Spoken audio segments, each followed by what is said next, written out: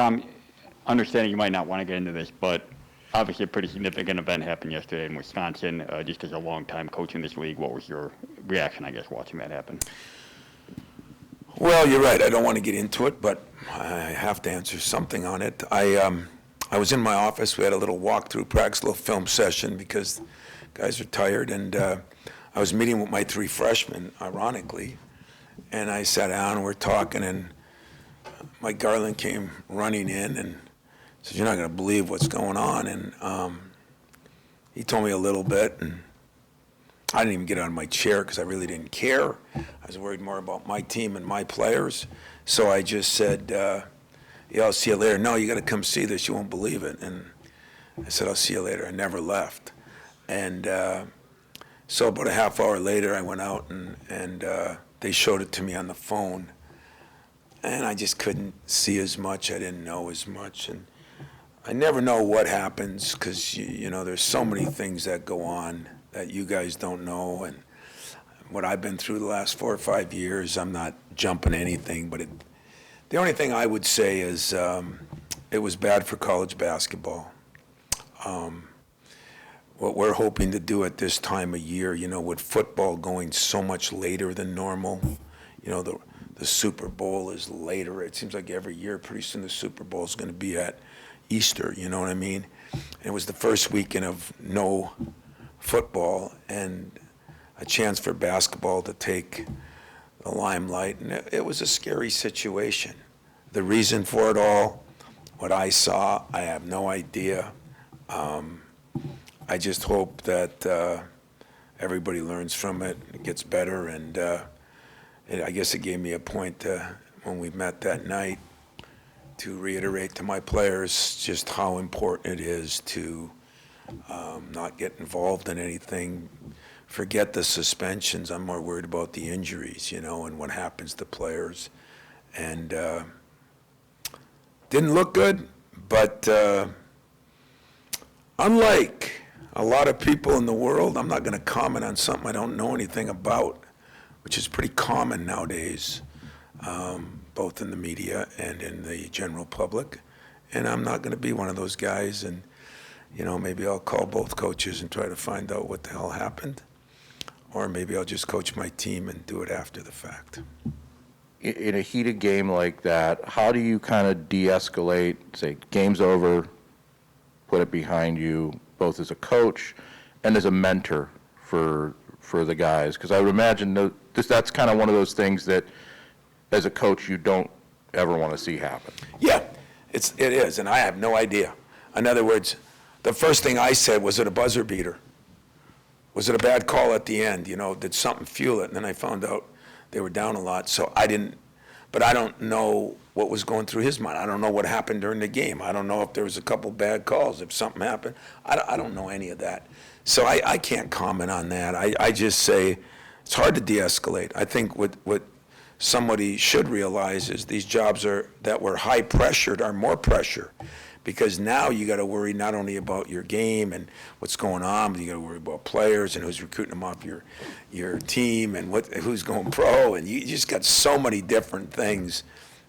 You wouldn't appreciate how difficult it is each and every game. But there's still a right and a wrong in this whole thing, and you know, not shaking hands.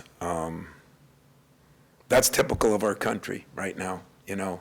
Instead of solving the problem, let's make an excuse and let's see if we can just, instead of confronting and demanding that it changes, let's eliminate it so that we don't have those problems. Let's try to do that. That's perfect us right now. That's not perfect me. That's not happening here. So if some team doesn't want to shake hands, you're going to see 15 of my guys walk down and shake air.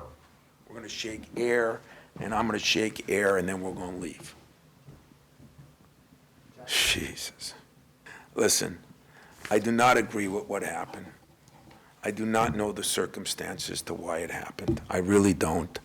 I don't. I don't like it for our profession. But there's one thing about me that I will say. I'm a Big Ten guy. I believe in my university, but I believe in this conference. And this conference stands up for, we're the second best academic conference in the country. You know, we're going to give the Ivy League some credit here. We have been a leader in so many aspects of things. And so, you know, when things happen bad, whether it be what happened to us here, what happened to Penn State there, I feel bad for the conference. I know everybody thinks you hate Michigan or Ohio State hates this. I mean, that's just normal.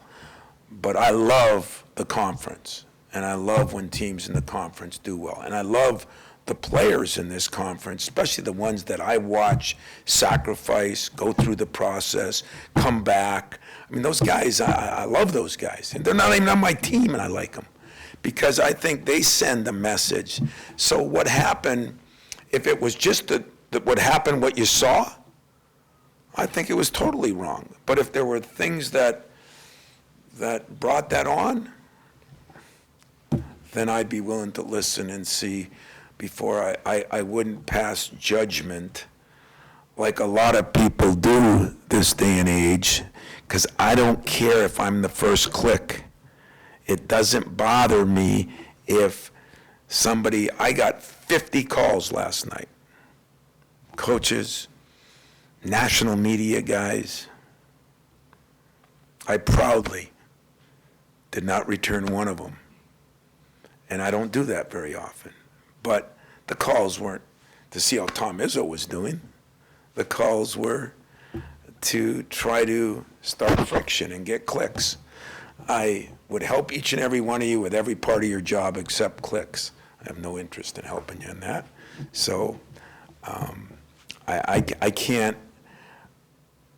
can't feel good about it, because when I saw those people, when I watched it on a big screen, and I saw people swinging, and I saw the fans right behind it, reminded me of the Malice in the Palace.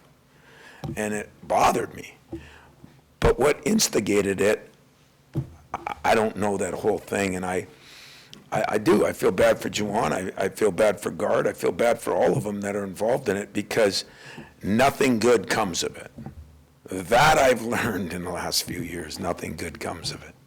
So I'll just say that, you know what, I hope for everybody's sake, more than the punishment that's dealt, I hope the lessons have been learned and we move forward and we continue to have this, the best conference in the country. And I also hope somehow it helps Michigan State make a few shots. Then I'll really feel good.